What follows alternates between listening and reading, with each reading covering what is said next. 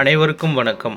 எதிர்நீச்சல் தொடர்கிறது சீரியலில் நாளைக்கு எபிசோடில் என்ன நடக்குதுன்னு தான் இந்த வீடியோவில் பார்க்க போகிறோம். ஆதிகுணசேகரனை சட்டப்படி சிக்க வைக்க ஜனனி ஒரு பெரிய முடிவு எடுக்கிறாங்க. வக்கீல் சாருபாலா கிட்ட அவங்க பேசுகிறாங்க. இந்த கேஸை ஸ்ட்ராங் ஆக்க என்ன செய்யலான்னு கேட்குறாங்க. அதுக்கு சாருபாலா ஈஸ்வரி தாக்கப்பட்ட வீடியோ கிடைச்சா மட்டும்தான் வழக்கை உறுதியாக நகர்த்த முடியும் அப்படின்னு சொல்கிறாங்க. இதனால் அந்த வீடியோவை தேடுற முயற்சியில் மீண்டும் இறங்குறாங்க ஜனனி.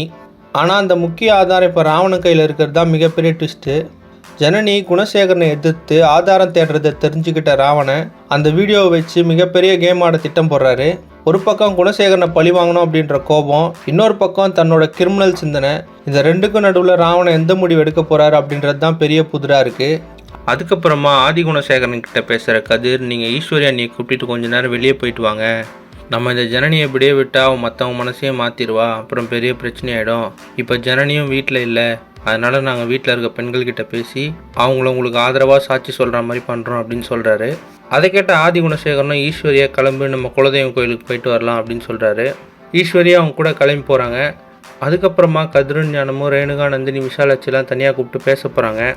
ஆதிகுணசேகரனோட அடுத்த கட்ட நடவடிக்கை என்ன, இல்லை ஜனனி அதை முறியடித்து அந்த வீடியோவை கண்டுபிடிச்சி ஆதிகுணசேகரனுக்கு தண்டனை வாங்கி கொடுப்பாங்களா அப்படின்றத அடுத்தடுத்த எபிசோடில் பார்த்து தெரிஞ்சுக்கலாம். இந்த மாதிரி எதிர்நீச்சல் தொடர்கிறது சீரியல் அப்டேட்ஸ்க்கு நம்ம சேனலை சப்ஸ்கிரைப் பண்ணுங்கள், ஃப்ரெண்ட்ஸ் அண்ட் ஃபேமிலிக்கு ஷேர் பண்ணுங்கள். நன்றி.